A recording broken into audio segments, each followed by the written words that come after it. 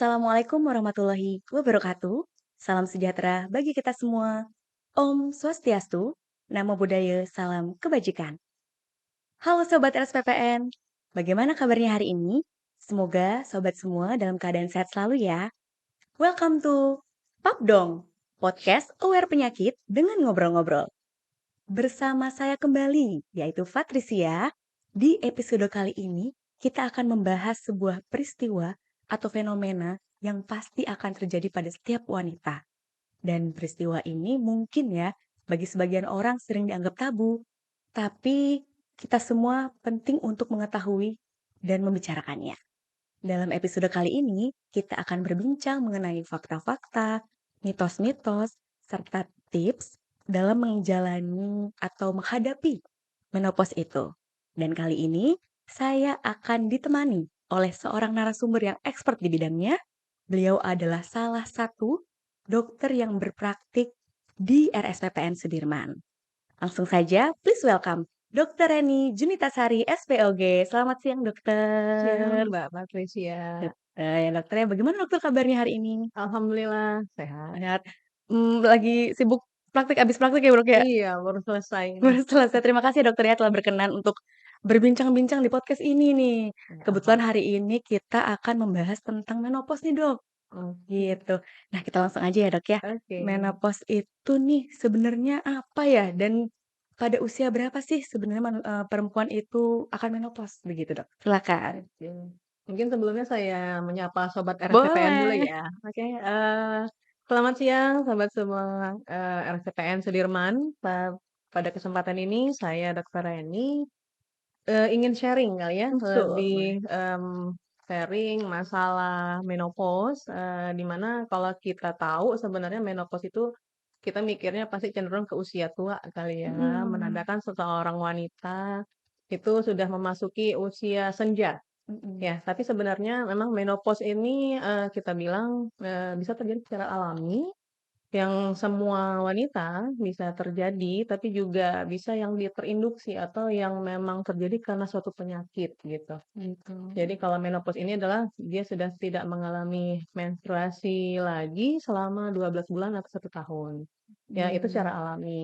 Tapi kalau misalnya terinduksi, yang kita bilang tadi dia itu karena penyakit, itu biasa terjadi karena diangkat atau karena penyakit kista ya, kista di indung telur atau kista ovarium, sehingga, kedua dari ovarium yang dimiliki oleh seorang wanita terpaksa diangkat, oke. gitu. Sehingga dia tidak menghasilkan hormon estrogen, di mana Mhm. itulah yang paling diperlukan untuk usia muda atau usia reproduksi, sehingga, menyebabkan seseorang menjadi tidak haid lagi. Tidak Nah, haid jadi lagi. menopause dini kalau kita bilang Menopause gitu. dini. Iya, benar. Oke dokter, baik. Nah, kalau untuk usia nih Dok, kan nggak harus usia tua dulu ya baru Bener. menopause. Nah, kira-kira biasanya tuh dari usia berapa sih menopause? Kalau dibilang usia ya, kalau usia ini relatif beda-beda ya setiap wanita. Mmm, Jadi kalau misalnya di Indonesia sendiri tuh, paling banyak terjadi di usia 50 sampai 51 tahun. oke. Cuman memang range-nya 1-2 tahun bisa lebih cepat ataupun bisa lebih lama gitu. Jadi kalau range secara umum terjadinya itu dari usia 45 sampai 55 tahun. Biasanya Biasanya 45 sampai mhm, 55, tapi bisa jadi range. sebelum itu juga bisa ya Dok ya? Kalau terjadinya di bawah usia 40 itu kita bilang precox atau, lebih cepat. Nah, Lebih itu sebenarnya cepat. tidak normal. Jadi kalau misalnya Oke. sudah usia 45 sampai 55 itu sudah range yang biasa bisa terjadi Oke, gitu. oke deh berarti secara umum itu 45 tahun sampai 55 tahun ya, Dok, ya. Benar. Nah, kita tuh bisa nggak sih, Dok, memprediksi kita tuh akan menopause kapan gitu, Dok? Kalau memprediksi sebenarnya untuk pastinya sih nggak ada, Nggak ada ya? belum ditemukan tuh ya marker atau petanda yang bisa menyebabkan, kita tahu nih, "Oh mungkin tahun depan saya mengalami menopause." Oke, Nah nggak ada tuh, belum oke ya. berarti Jadi kalau masih ya kita sudah memasuki range usia tadi, mhm, kita bisa mempersiapkan diri sebenarnya oke, gitu. Cuman kita sih belum ada pemeriksaan lab ini, kira-kira nanti kalau diperiksa lab ini bisa menyebabkan, "Oh tahun depan nih kira-kira saya bakal jadi menopause." Belum ada tuh. belum ada ya. Benar benar Jadi kita hanya benar. bisa mempersiapkan diri, tapi, Mempersiapkan Dok, diri. ada tanda-tandanya nggak sih, tanda gejalanya gitu kalau kita tuh akan menopause gitu? Ada, Mhm, bisa kita lihat gitu. Jadi dari usia tadi ya, masuki usia 45 tadi, oke itu biasanya haid sudah mulai tidak teratur, oke. gitu. Jadi kalau misalnya biasanya tuh tiap bulan dapet ya, kita Mhm, haid tuh dari tanggal segini sampai tanggal segini, atau biasanya maju atau mundur gitu ya, tergantung siklus dari, menstruasi seseorang, sang wanita. Jadi kalau misalnya di usia 45 udah haid yang nggak teratur, kadang dapet gitu ya, cepet, bisa 1 bulan 2 kali, atau misalnya sampai 2 3 bulan nggak dapet, tiba-tiba dapet dengan jumlah yang banyak. Nah, itu sudah mulai masa tidak teratur haid, itu udah mulai mhm, petanda. oke Atau udah mulai ada gejala-gejala menopause yang kita jumpai seperti misalnya vagina terasa kering gitu oke ya. Nah, itu juga salah satu yang bisa muncul lebih dulu sebelum terjadinya benar-benar menopause gitu. oke dan itu, biasanya kalau kita nggak itu selama 12 bulan ya, Dok, ya? Iya, baru dikatakan, menopause terjadi gitu. Oke. Dan ini kan berarti, Dok, kalau bisa dibilang perubahan hormon ya? Benar benar. Perubahan hormon itu tuh kalau selama menopause itu akan mempengaruhi kesehatan fisik kita juga nggak sih sama emosional gitu, Dok? Yang pasti memang hormon yang dimiliki seorang wanita itu adalah yang paling penting adalah hormon estrogen ya, kalau Estrogen. kita bilang ya. Karena memang hormon estrogen ini mempengaruhi banyak hal Mhm, untuk seorang perempuan atau seorang wanita ya. Karena disitulah mulai dari ujung kepala sampai ujung kaki gitu ya, dari iya. mulai rambut gitu kan, kemudian kulit, kemudian fungsi-fungsi kesehatan lainnya juga sangat dipengaruhi oleh hormon estrogen. Yang pasti dengan kekurangannya estrogen yang terjadi itu karena fungsi dari si ovarium menghasilkan estrogen yang dibutuhkan untuk seseorang bisa menstruasi setiap bulannya, itu pasti akan mempengaruhi, kesehatan fisik maupun, emosional atau mental ya, atau psikis dari seseorang, karena itu sangat dipengaruhi. Biasanya nih, Dok, kalau orang yang akan menopause atau sedang menopause tuh bagaimana sih mentalnya gitu, Dok? Maksudnya secara psikologis apakah ada tanda-tandanya gitu? Bisa kita lihat. Jadi kalau misalnya, hormon yang tadi ya, Mhm, hormon estrogen estrogen. yang turun akibat dari fungsi si ovarium atau indung telur dari seorang wanita itu, menurun, kalau dari kesehatan mental kita bisa melihat seperti, apa ya, mudah tersinggung gitu. Oke. Mmm, Itu bisa tuh. Jadi kalau kita tuh cepat emosi gitu ya, kemudian atau merasa sendiri ya, atau misalnya kalau kita bilang nih gangguan mood gitu. mmm, Jadi mood memang swing mood-nya ini, Nak, mood benar swing. benar. Apalagi kita sebenarnya sih nggak harus menopause ya, kalau misalnya kayak kita mau mendekati menstruasi aja juga perempuan pasti Iya, mood swing ya pasti ya. PMS ya, Dok, ya? Ya itu benar-benar premenstrual syndrome ya. Nah kalau menopause juga, hormon estrogen yang, menurun fungsinya sehingga juga bisa menyebabkan gangguan tidur, ya kemudian, apa namanya, gangguan mood, bahkan gairah seks juga bisa dipengaruhi oleh Mmm, si hormon estrogen yang oke. turun tadi Menurun gitu. juga ya, Dok, ya? Benar benar. Baik. Ini ada yang menarik nih, Dok, ada istilah menopause, perimenopause, dan postmenopause. Nah, itu Oh iya. perbedaannya dan apa sih itu, Dok? Kayak gitu? Jadi kalau kita bilang menopause tadi adalah suatu peristiwa yang, dia sudah 12 bulan berturut-turut tanpa menggunakan kontrasepsi, dia tidak mengalami haid atau tidak Oke. menstruasi lagi.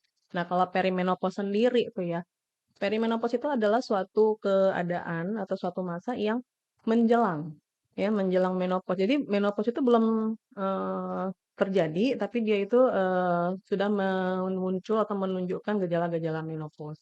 Ya, Oke. jadi perimenopause itu biasanya terjadi, yaitu tadi, range waktunya tadi itu, dari 45 tahun atau biasanya 2 sampai 8 tahun sebelum terjadinya benar-benar menopause, sampai 1 2 tahun benar-benar dia tidak haid sama sekali, itu masa perimenopause. Kalau menopause sendiri adalah masa dimulainya dia sama sekali sudah tidak haid dalam 12 bulan berturut-turut, nah itu sudah dikatakan menopause. Menopause. Seperti tonggaknya tuh, "Nih kamu sudah menopause karena sudah 12 bulan tidak haid sama sekali." Oke. Nah sedangkan kalau pasca menopause, nah pasca menopause itu terjadinya biasanya itu tadi dari mulai dia menopause sampai dia, usia sebelum, senilis atau usia tua tuh, usia Oke. tua, yaitu di usia 65 tahun. Nah, itu pasca menopause, Berarti gitu. itu serangkaiannya, Dok, ya? Benar, Di jadi awalnya kita iya, peri dulu ya? Oke mhm. deh, sip. Sama ini, Dok, kalau menopause itu, dipengaruhi nggak sih oleh gaya hidup dan makanan atau apa ya, olahraga gitu, Dok? Mempengaruhi nggak? Pasti. Jadi Mhm, kalau misalnya dikatakan menopause itu kan pasti ada hal-hal yang muncul tadi ya, masalah kesehatan fisik maupun mental dari seorang yang mengalami menopause. Tapi kalau misalnya kita pola hidupnya baik ya, mhm, pola hidupnya sehat, pola hidupnya yang olahraga teratur ya, kemudian pola makannya baik, sehat gitu ya, memakan makanan yang minim lah olahan gitu, lebih ke makanan real food real food, kita iya, bilangnya, mhm, lebih tren sekarang mhm, ini ya. Jadi kita makan sayur, makan buah, ya itu kemudian olahraga teratur. Jadi olahraga di sini bukan hanya kardio, tapi juga lebih ke olahraga yang, istilahnya kita tuh yang me ada kayak apa, training resisten gitu ya. mhm, Jadi kayak melatih otot gitu supaya tetap, produksi ototnya tetap bagus. Nah itu. oke Jadi itu mempengaruhi si menopause tadi gitu. oke, berarti olahraga, makanan tuh juga sangat mempengaruhi. Bener. Dan bagaimana sih Dok, jangka panjangnya menopause terhadap kesehatan kita? Mungkin seperti kesehatan jantung kita atau mungkin osteoporosis gitu ya Dok, tuh gimana tuh Dok? Eee, si menopause dapat mempengaruhi itu gitu? Mhm, bener. Jadi sebenarnya, jadi kalau menopause ini ya, setelah terjadinya penurunan fungsi dari si estrogen tadi ya, hormon yang sangat dibutuhkan untuk seorang wanita di usia reproduksi, setelah dia menopause itu kan sangat drastis turun. Mhm, Di mana hormonnya itu menyebabkan ada gejala-gejala yang muncul dalam jangka dekat atau jangka pendek maupun jangka panjang. mmm, Nah, kalau yang penyakit jantung sama osteoporosis tadi itu merupakan penyakit-penyakit yang muncul akibat dari, jangka panjang si penurunan hormon oke, estrogen tadi. Kalau jangka pendek kan kita menemui gejala-gejala seperti tadi ya, perubahan mood gitu ya, kalau masalah psikisnya, kalau psikisnya seperti kayak, eee, vaginanya kering ya, kemudian, apa namanya, kayak kita tuh, bisa terjadi inkontinensia urin atau tidak bisa menahan kencing, itu mmm, bisa juga terjadi, kulit keriput ya, kemudian juga, hal-hal yang bisa dalam waktu dekat terjadi. Kalau misal jangka panjang tuh seperti, penyakit jantung, nah itu akibat apa? Karena terjadinya, penumpukan lemak.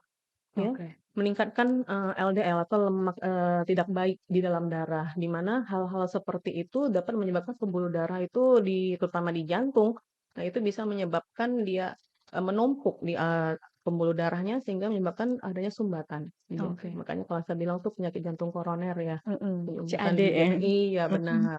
Kemudian kalau di, eee, tulang sendiri bisa terjadi osteoporosis kenapa? Karena estrogen ini dibutuhkan untuk mendeposit atau memasukkan si kalsium ini ke dalam, kompon tulang. oke, Jadi massa densitas dari si tulang ini, bisa, kokoh atau kuat itu gara-gara adanya hormon estrogen tadi. mmm, Jadi seandainya kita dari muda atau dari sebelum kita, menopause sudah tidak pernah olahraga, ya tadi yang saya bilang olahraga iya, resisten tadi, jadi si tulang tadi tuh memang udah nggak kuat karena dia otot yang harusnya melindungi si otot tadi tuh ya, ya si tulang tadi itu tidak baik gitu. Jadi mmm, kalau misalnya kita pun pola hidupnya udah nggak baik udah dari baik dari sebelum awal, masa menopause, berarti masa tua kita pun untuk cenderung menjadi osteoporosis lebih cepat lebih cepat, lebih terjadi. berpeluang ya Dok ya? Benar, berpeluang Mhm, untuk terjadinya tuh lebih memungkinkan gitu. oke. Berarti ketika kita menemukan orang di sekitar atau mungkin kita nanti ya, nah gimana tuh Dok, peran dukungan sosial atau teman-teman sekitar, keluarga terhadap perempuan yang menopause? Memang kalau kita bicara tentang dukungan sosial itu sangat Mhm, penting ya. Jadi mhm, kalau sosialnya itu seperti keluarga dekat, teman, lingkungan kerja, atau iya, lingkungan kantor kita. Sebenarnya orang-orang itu yang membentuk atau membuat kita pola hidup kita seperti apa sih, gitu. Jadi kalau misalnya kita dari awalnya keluarga saling mendukung, ya pola hidup sehat, iya, ya kemudian, dari mulai makanan, ya kemudian kegiatan olahraganya juga sudah baik gitu, keluarga maupun teman kantor juga gitu mhm, kan. Ya mungkin ya pada saat menopause kita santai aja, ya muncul muncul gejala pun kita sudah paham. Jadi sebelum dari kita mengalami menopause, ya keluarga juga sudah tahu, menopause ini nanti bakal gampang emosian gitu ya. Jadi si iya, keluarga tadi pun suami ya, anak, itu juga udah paham udah gitu. paham. Jadi nggak yang malah atau malah apa namanya tuh ya, "Kenapa sih marah-marah terus nih Mhm, mhm, ibunya?" Gitu ya. Tapi sebenarnya itu sudah mengerti, sudah paham. Jadi dia lebih kasih support gitu, iya lebih mendukung support. gitu ya. Iya, jadi sangat sangat berpengaruh gitu lingkungan sosial. Oke, baik. Jadi memang kita dan keluarga sekitar itu memang support system yang kuat gitu ya, Dok, ya, untuk pastinya. perempuan-perempuan yang menopause. Dokter, kalau untuk perempuan yang menopause, apakah perlu sampai ke dokter? Sampai ke sampai ke profesional gitu, Dok? Atau memang itu cuman peristiwa yang alami sehingga kita nggak perlu ke dokter atau perlu gitu, Dok? Memang kalau sebenarnya sih 70% Mhm, wanita yang menopause secara alami ya, itu biasanya, tidak muncul gejala-gejala yang itu memang tidak sampai mengganggu kehidupannya. oke. Dia siap menerimanya gitu. Tapi ada juga yang merasa terganggu. Mmm, Ya misalnya nih, ada namanya tuh kayak hot flush ya. Hot flush itu adalah gejala semburan panas yang dirasakan oleh orang-orang yang, akibat penurunan estrogen yang secara drastis tadi, karena turunnya yang sangat rendah sehingga menyebabkan rasa panas di dalam, dirinya. Padahal tuh mungkin lingkungannya dingin ya, kondisinya oh, tuh dingin, tapi dia yang merasa panas badannya sehingga dia berkeringat gitu, terutama di malam hari. Nah jadi kalau misalnya, eee, dibilang kalau itu kan sangat mengganggu ya, mhm, pasti kita ngerasa nggak nyaman dong. Gitu. Jadi kita bisa berkonsultasi tuh ke bisa ya. dokter kandungan ya, kita ceritakan pengalaman kita atau misalnya vaginanya sangat kering. Ya, sehingga dia pada saat mau berhubungan suami istri ya maaf ya, jadi kalau Mhm. kita mau, bersenggama gitu kan, dia terganggu, merasa nyeri ya, atau namanya kalau nyeri pada saat senggama. Jadi dia, asal mau bersenggama dia takut. Oke, karena kering. Nah, benar. Mhm, Jadi, kalau sudah hal seperti itu yang sangat mengganggu, pastinya pasti membutuhkan profesional. Jadi membutuhkan bisa datang ke dokter kandungan untuk berkonsultasi dan apa namanya, memeriksakan diri apakah butuh untuk kita berikan terapi gitu. oh, berarti ada ya, Dok, ya, terapi untuk, menurunkan gejala tersebut ya, Dok, ya? Ada terapi namanya terapi, suli hormon atau, Oh, apa, hormon replacement terapi ya. Jadi ada, pengganti. Cuman itu efektivitasnya sebenarnya 3 tahun awal terjadinya menopause. oke. Tapi tidak sembarangan ya dengan terapi yang kita berikan, karena ada pemeriksaan-pemeriksaan yang harus kita jalani. Kalau kita bilang tuh ada nggak kontraindikasinya Iya, si hormon tadi diberikan ke seorang wanita yang mengalami gejala tadi, karena kalau misalnya punya kontraindikasi seperti punya riwayat kanker payudara oh, ya, kemudian misalnya dia ada kanker badan rahim atau ada perdarahan yang terjadi kita belum tahu penyebabnya, mhm, itu tidak boleh diberikan. Karena itu akan dapat menyebabkan si seseorang itu memiliki atau menjadi kondisi menjadi berat, seperti mhm, itu. Jadi oke. ada pemeriksaan-pemeriksaan terlebih dahulu yang harus kita lakukan sebelum kita memberikan obat. Bisa juga dengan itu tadi, obat-obat yang, bukan hormon ya, kita bisa bilang, kayak makanan ya, mengandung fitoestrogen kali ya. Jadi estrogen yang didapat dari makanan. Oke. Ada ya, jadi kalau misalnya kita tuh kayak ekstrak dari, kacang kedelai, ya Berarti ke itu diet makannya ya? iya, jadi itu Mmm, bisa kita bantu gitu, kita oh, anjurkan mhm, ya, banyak mengandung makanan yang mengkonsumsi kedelai. Nah, itu karena mengandung isoflavon atau kita bilang dengan estrogen yang didapat dari makanan ya, jadi fitoestrogen itu juga bisa kita anjurkan seperti itu. oke, berarti ada terapinya nih Sobat SPPN, Benar benar benar. betul ya? Dan juga, Dok, ada nggak sih mitos-mitos nih tentang menopause yang sebenarnya tuh nggak bener gitu, yang ada di kalangan biasanya suka dokter mungkin ada pasien, ternyata tuh mitos, kayak gitu, ada nggak, Dok? Kalau yang paling sering kalau misalnya masalah menopause ini berhubungan dengan gairah seksualnya, Oke, jadi sebenarnya pasti bilang kalau ada menopause pasti gairah seksualnya perempuan itu menurun gitu. heeh, Sebenarnya kalau dibilang nggak benar sih benar juga, tapi tidak semua pasti akan mengalaminya gitu. Jadi misalnya kalau misalnya kayak kita tadi tuh ya, kita kan sendiri mungkin, kita dengan pasangan kita sudah ada kayak omongan gitu ya, sudah ada seperti saling dukung gitu. Jadi sebenarnya sih tidak selamanya tidak mengalami kehidupan seksualnya akan, menurun, menurun gitu. Jadi kalau misalnya kita tiap pasangan juga pengertian, ya tidak kemudian juga ada perawatan-perawatan yang bisa kita lakukan, sebenarnya itu, yang dibilang menopause menurunkan gairah seksual sih tidak selamanya benar gitu, itu oke, biasanya seperti itu. Atau kadang juga yang bilang, "Kok sudah menopause nanti bakal ini tulangnya pasti akan jadi tulang kropos," iya, gitu. heeh, Itu kan biasanya kayak gitu iya iya ya. bener, Kalau udah menopause jadi tulangnya bongkok tuh jadinya tuh seorang wanita. Jadi enggak juga, makanya saya bilang tadi, kita yang mempersiapkan diri kita dari sebelum terjadinya menopause. Ya oke, itu tadi. Jadi tidak selamanya perempuan itu akan menjadi osteoporosis.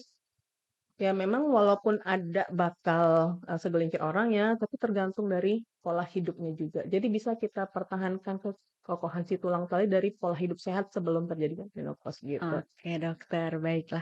Tadi dokter juga udah menyebutkan kita harus mempersiapkan diri. Nah, Benar. tipsnya nih Dok, untuk mempersiapkan diri, dalam untuk nanti kita akan suatu saat ya, insya Allah ya kalau umurnya panjang, nanti kita akan menopause gitu, gimana ya kita agar bisa mempersiapkan diri lagi gitu, tipsnya? Eee, Kalau dibilang tips sebenarnya kita harus punya ilmu ya, Mhm, gitu. Jadi ini salah satu merupakan ini juga ya, sharing-sharing ilmu, wawasan, sebenarnya ini juga yang perlu kita ketahui. Jadi kalau kita sudah usia 40 tahun ke atas nih ya, kita sudah bisa mempersiapkan diri yang saya bilang tadi. Jadi baca buku atau cari informasi yang lain, apa sih yang harus kita siapkan nih sebelum, menopause menopause, biar gitu. nggak kaget ya Dok. Benar, karena kalau kita bilang angka kehidupan perempuan tuh lebih lama loh daripada laki-laki. Jadi masa angka kehidupan perempuan sekarang aja kalau kita lihat di jurnal itu 70 tahun loh. Mmm, Sedangkan kita usia menopause itu kan paling lama kita perkirakan di 55. Jadi oke, ada waktu berapa banyak tuh ya setelah yang itu ya? iya, setelah itu. Jadi kan istilahnya tuh masa pasca menopause itu panjang, Betul. ya. Jadi gimana sih kita supaya tetap hidup sehat, ya sampai masa usia tua kita. Jadi itu tadi, kita cari ilmunya dulu, apa sih yang harus kita persiapkan untuk menjelang menopause tadi. Jadi dari Oke, situ kita tahu ilmunya, kita rajin berolahraga, menghindari makanan-makanan yang mengandung oksidan ya, atau makanan yang mengandung trans fat. Nah, itu kan nggak baik bagi kesehatan kita. Nah, betul. itu kita bisa hindari gitu. Siap. Berarti Sobat SPPN, kita mempersiapkan diri dengan ilmu. Kemudian lifestyle-nya, makanannya juga ya dok ya. Benar benar benar. Oke deh, bincang-bincang kali ini sudah selesai nih seperti list pertanyaannya dokter. Nanti kalau Sobat SPPN ingin bertanya lebih lanjut, berkonsultasi, bisa langsung ke dokter Reni. Ada ya dok ya, setiap hari apa dok? Siap. Setiap hari dari Senin sampai Jumat, kita ada pagi jam 8 sampai jam 12 siang. Oke, cus langsung kita ke RSPPN Sudirman. Baik dokter, terima kasih banyak ya dokter ya atas Sama-sama sharing-sharing juga. ilmunya. Semoga apa yang kita sharingkan hari ini bermanfaat, Amin. memberikan wawasan baru bagi kita ya dokter ya. Dan untuk sahabat RSPPN, jangan lupa untuk follow Instagram kita di @rsppnsudirman.id, like dan subscribe YouTube channel kita di RSPPN Sudirman. Wassalamualaikum warahmatullahi wabarakatuh. Salam sejahtera bagi kita semua. Om Santi Santi Santi Om. Namo Buddhaya, salam kebajikan. Sehatku, Sehatku, sehatmu, sehatmu, sehat sehat kita kita semua. semua.